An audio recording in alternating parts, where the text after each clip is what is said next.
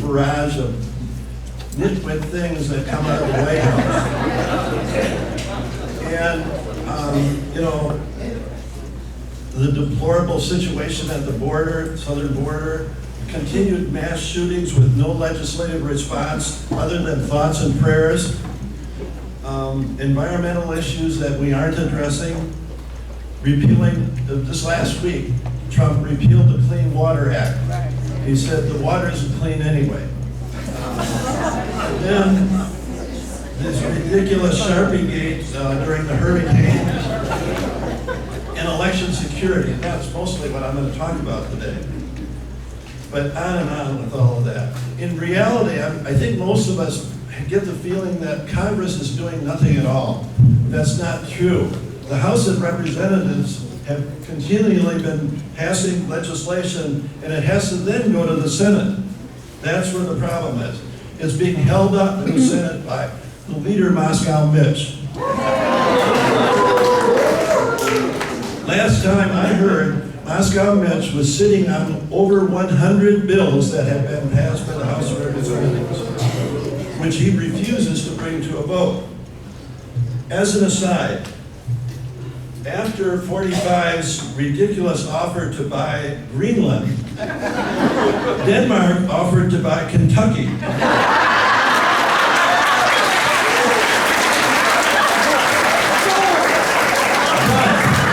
But Moscow Mitch informed them that it was already sold. Now that's real fake news. Seriously, our goal, as we've been talking about this morning, has to be to defeat 45 and elect Democrats in 2020. And from now until election day, we have to work at that. To accomplish that, we need to address election security. It's a huge issue. The Mueller report confirmed that Russians made serious and concentrated efforts to undermine the 2016 election and will continue to do so in the future. Scientific American, in its latest issue, highlighted research by University of Michigan professor indicating that the threat by Russia and other potential countries is real and scary. And he indicates in that article what needs to be done to address it. And he pointed out at the end that this is scary stuff, and what we don't want to do is have some people say, it's just not worth voting because my vote may not be counted. His response is the only way your vote won't be counted is if you don't vote at all. So, that being said, on every chair today is a flyer like this. And so, with information on how to contact our two senators and Moscow Mitch.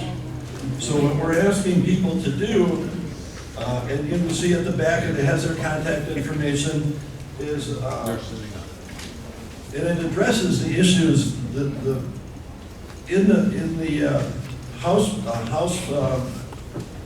Representatives Bill 2720. Securing America's Federal Elections Act, the SAFE Act, it addresses the issues that the University of Michigan professor said needs to be done. This act, House Act 2722, does this. It requires mandate that voting machines be manufactured in the United States, they stay disconnected from the internet, and produce paper records.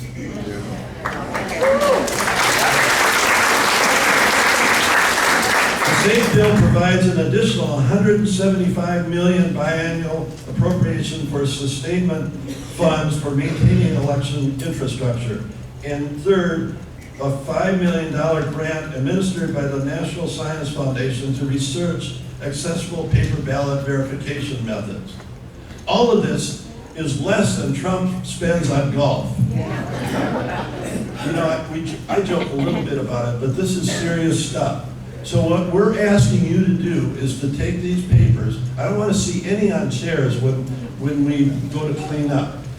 You know, I knew a French teacher once who insisted that his students take home their books every night. So I was sort of contemplating having people at the door for checking to make sure you have these. Now here's what I'm going to do. What I'm hoping that everyone in this room will flood the offices of these, our two senators and McConnell's office with calls on Monday. Heather's suggesting that maybe you might want to do it as a group, take selfies and send them to her, but I don't care how we do it, but we need to do this. It's serious stuff. And I'm going to tell you what I'm going to do. I'm going to call once a week to these three offices until those bills are passed.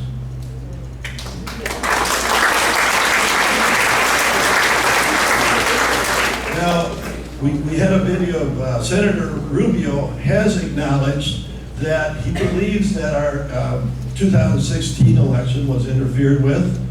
He also indicates that he is supportive of the legislation to improve our voter security. That doesn't mean we shouldn't call him. We need to acknowledge when we call him that we know he's supportive of this, but we need to have him get with McConnell and get these votes to the floor of the Senate. So, when you leave here, be ready to put this by you wherever, so on Monday morning after you have breakfast or during breakfast, make these calls. So that doesn't end. I mean, we're going to do that, but Chris just talked about some of the things that we need to do in addition. DEC has a lot of things, so after the meeting is over, so come up here and get involved with that. So can you imagine if 45 is reelected? Many of us will be either psychotic or alcoholics or both. So let's make those calls and let's get involved. Can we agree that we're going to have 100% support with this?